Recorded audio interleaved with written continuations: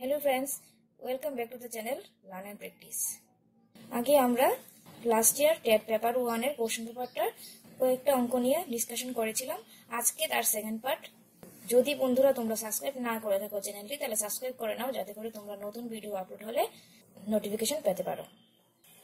তাহলে শুরু করা যাক। আজকে ফার্স্ট কোশ্চেন হচ্ছে if 30% of 160 by x equals to 48 then find the value of x।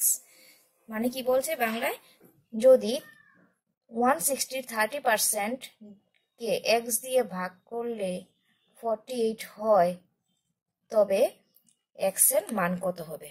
এটা খুবই সহজ অঙ্ক। 30% of 160 by x equals to 48। তো দেখো আমাকে x এর ভ্যালু বের করতে বলেছে। তো x এর ভ্যালু যদি বের করতে হয় তাহলে কি করব, আমি x টাকে একসঙ্গে, যেটা জানি না সেটা একটা সাইডে রাখতে হবে।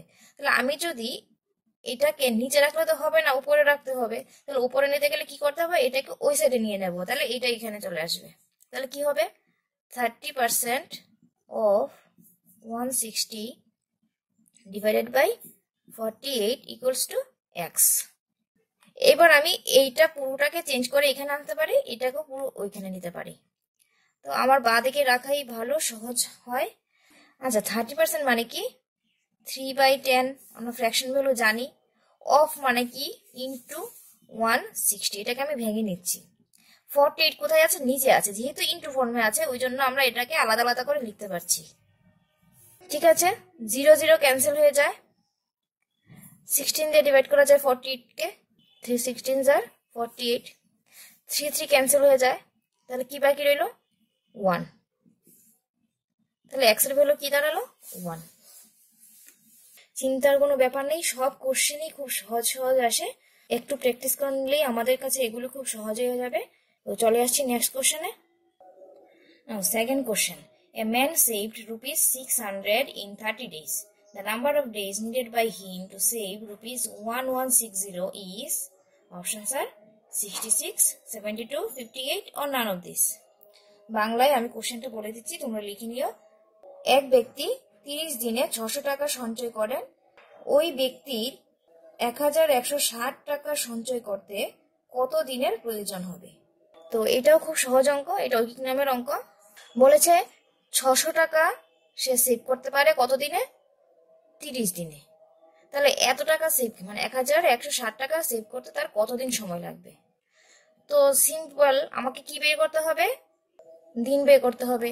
দ্য নাম্বার অফ ডেজ, কি বের করতে হবে, দ্য নাম্বার অফ ডেজ মানে কত দিন লাগে। তাহলে যেটা বের করতে হবে এটা কোন সাইডে রাখবো, ডান দিকে। তাহলে দিন আমার বের করতে হচ্ছে, তাহলে আমি ডেজ কোথায় রাখবো, বাঁ দিকে, সরি ডান দিকে। আর বাঁ দিকে আমি কি রাখবো, রুপিসটা।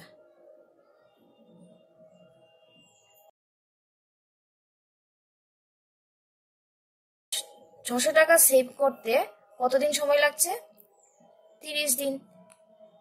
তাহলে 1 টাকা সেভ করতে কতদিন সময় লাগবে, কি করব, নিশ্চয়ই কমে যাবে।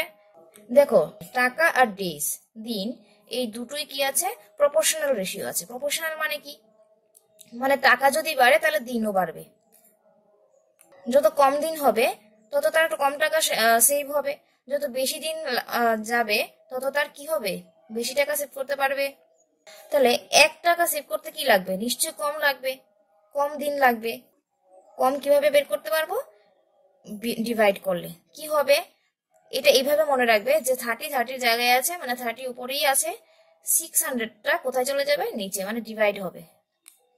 বুঝতে পারছো, কম টাকার কথা বলেছে তাই জন্য ভাগ করেছি। এবার আসছি আমরা কি, এটা আমরা এখন সলভ করবো না, এটা লাস্টে সলভ করবো। 600 টাকাটা ওরা দিয়ে দিয়েছে, 1 টাকার আমি বের করলাম। এবার কি বের করতে বলেছে, 1160, মানে কি আসছে, আবার বেশি চলে আসছে, 1160। এত টাকা কত দিনে সেভ করতে হবে, 30/600। দেখো 1 টাকা সেভ করতে তার যতদিন সময় লাগবে, 1160 টাকা সেভ করতে তার এত গুণ সময় লাগবে। ধরো একদিনে যদি আমি 1 টাকা সেভ করি তাহলে আমার 30 টাকা সেভ করতে কতদিন লাগবে, 30 দিন। কি করেছি, 30 ইন্টু করেছি। তো সেম এখানেও 1160 টাকা সেভ করতে কি করতে হবে, 1160 দিয়ে মাল্টিপ্লাই করতে হবে। আগে বের করেছিলাম 1 টাকা, এখন কি বের করছি, বেশি টাকা। তাহলে বেশি টাকা যখন আমি বের করব তখন কি করে দেবো, মাল্টিপ্লাই করে দেবো। ঠিক আছে, আচ্ছা 0 0 ক্যান্সেল, 3 দিয়ে 60 কে ডিভাইড করলে হয় 20, 0 0 ক্যান্সেল, 2 দিয়ে ডিভাইড করলে কি হবে, 2 5 jar 10, নিচে 1 থাকবে, 1 6 16, 2 8 jar 16, তাহলে কত আসলো আনসার, 58, মানে অপশন সি। এবার আসছি থার্ড কোশ্চেনে। তো থার্ড কোশ্চেন কি বলছে আমাদের, if 3 star 4 equals to 5 and 2 star 5 equals to root under 29, then the value of 6 star 8 is, options are 14, 41, 10 or none of this. মানে বাংলায় কি বলছে, যদি 3 star 4 5 হয় এবং 2 star 5 root under 29 হয়, তাহলে 6 star 8 এর মান কত হবে। এই কোশ্চেনটা একটু ট্রিকি কোশ্চেন, লজিকটা পেলেই এটা খুব সহজ হয়ে যায়।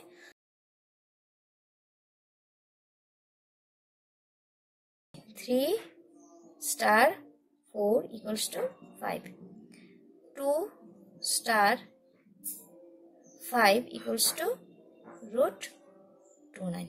দেখো 3 into 5, 3 into 4 যদি করি, 3 4 jar 12, 12 তো আসছে না, এখানে আছে কত 5, কিছু একটা আছে যেটা করে 5টা বেরোবে। যদি প্লাস করি তাহলে কি হবে,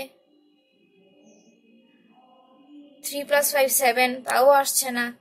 আচ্ছা যদি 3 এর স্কয়ার বের করি, 3 এর স্কয়ার কত 9, 3 এর বর্গ যদি 9 হয়, 4 এর স্কয়ার কত হবে, 4 এর স্কয়ার হচ্ছে 16, 16 আর 9, তাহলে 16 আর 9 যদি দেখি আমরা প্লাস করলে কত আসে, 16 আর 9 যদি প্লাস করি কত আসছে 25, 25 এর যদি বর্গমূল করি তাহলে আমার কি আসছে 5 চলে এসছে। তাহলে বুঝতে পারলাম লজিকটা কি, স্কয়ার, দুটোরই স্কয়ারকে প্লাস করে তারপর আমাকে কি করতে হচ্ছে, বর্গমূল বের করতে হচ্ছে। 3 স্কয়ার প্লাস 4 স্কয়ার যেটা বের হয় এটার বর্গমূল করতে হয়। আচ্ছা দেখি এই যে আমি লজিকটা বের করেছি সেটা ঠিক হয় কিনা, এটা তো এটার ক্ষেত্রে ঠিক হয়েছে, এবার 2 এর সঙ্গে 2 আর 5 এর যেটা সেটা ঠিক হয় কিনা দেখি, 2 স্কয়ার প্লাস 5 স্কয়ার, তাহলে কত হচ্ছে, 2 স্কয়ার হচ্ছে 4 প্লাস 5 স্কয়ার কত 25, তাহলে কত আসছে 4 + 25 root under 29 এসছে। হ্যাঁ, তাহলে এই লজিকটাই ঠিক আছে। তাহলে আমি কি করব, আমার কোশ্চেন কি বলেছে, 6 star 8, তাহলে 6 star 8 কি হবে, 6 স্কয়ার প্লাস 8 স্কয়ার, 6 স্কয়ার কত 36 প্লাস 8 স্কয়ার 64, তাহলে কত এলো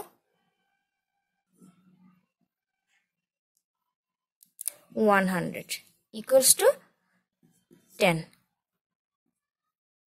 বোঝা গেছে কিভাবে লজিক বের করতে হয়।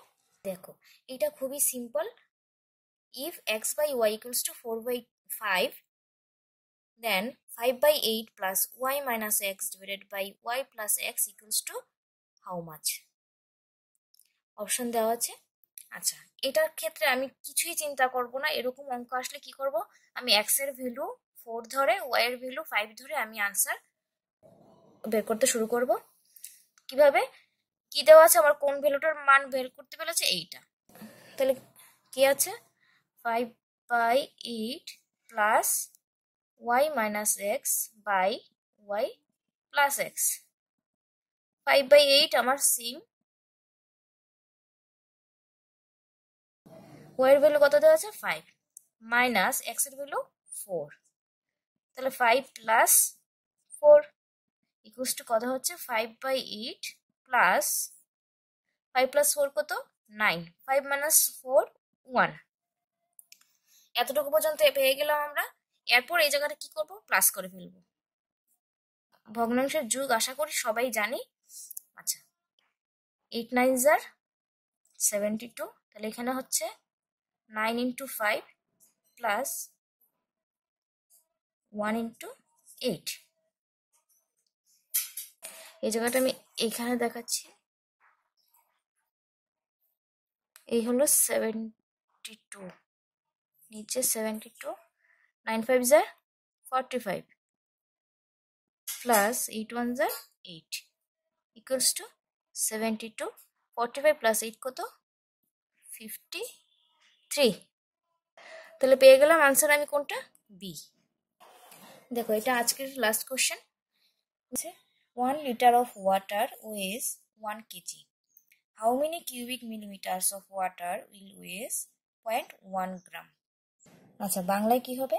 1 লিটার জলের ওজন 1 কিলোগ্রাম হলে কত ঘন মিলিমিটার জলের ওজন 0.1 গ্রাম হবে? অপশন কি কি দিয়েছে?